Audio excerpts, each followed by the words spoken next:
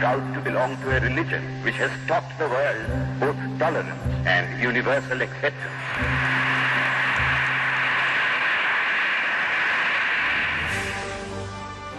सैकड़ों वर्षों की गुलामी के बीच इस देश का जन मन कितना निराशा की बुरी अवस्था में डूबा हुआ होगा। दूर दूर तक कोई आशा की किरण नहीं नजर आ रही थी। ऐसे समय बंगाल की धरती पर एक नरेंद्र का जन्म होता है। विवेकानंद ये न किसी व्यक्ति का नाम है, विवेकानंद न किसी व्यवस्था की पहचान है।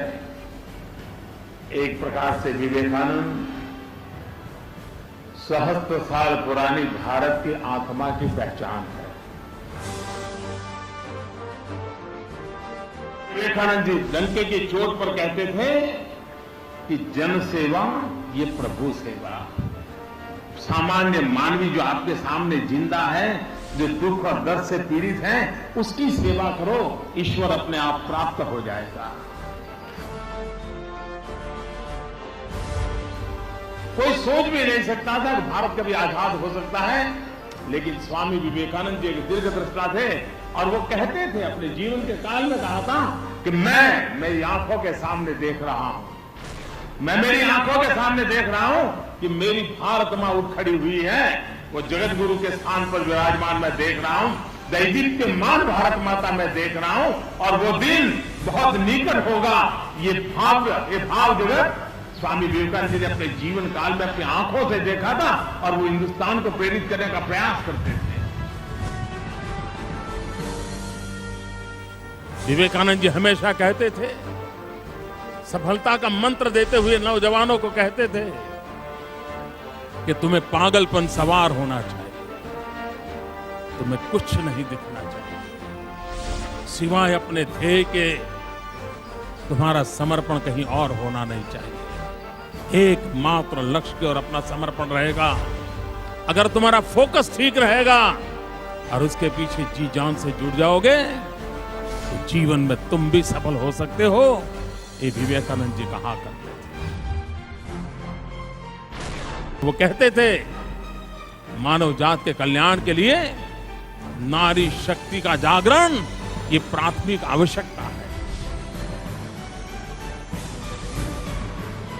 जिस महापुरुष ने एशिया की आध्यात्मिक ताकत को दुनिया को पहचान कराया था और पहली बार विश्व को एशिया की ये धरती की अपनी एक अलग चिंतन धारा है, यहाँ के संस्कार अलग हैं और विश्व को देने के लिए उसके पास बहुत कुछ है, ये बात डंके की चोट पर कहने का साहस स्वामी विवेकानंद जी ने किया। बहुत कम लोगों को मालूम होगा कि वन एशिया का कंसेप्ट आध्यात्मिक धरातल पर सबसे पहले स्वामी विवेकानंद ने प्रचारित किया था। वो कहते थे, नौजवान मेरे साथ जुड़े, वो नौजवान को जोड़ने की कोशिश करते थे। वो कहते थे, मुझे ऊर्जावान, तेजस्वी, ओजस्वी 100 नौजवान दीजिए, मैं दुनिया बदल दूंगा। मित्रों, आज विवेकानंद जी नहीं है, इसलिए आज 100 से काम चलने वाला नहीं है। और इसलिए हम करोड़ों नौजवान देशवासी अगर संकल्प करें तो हम स्वामी विवेकानंद के सपनों को पूरा कर सकते हैं।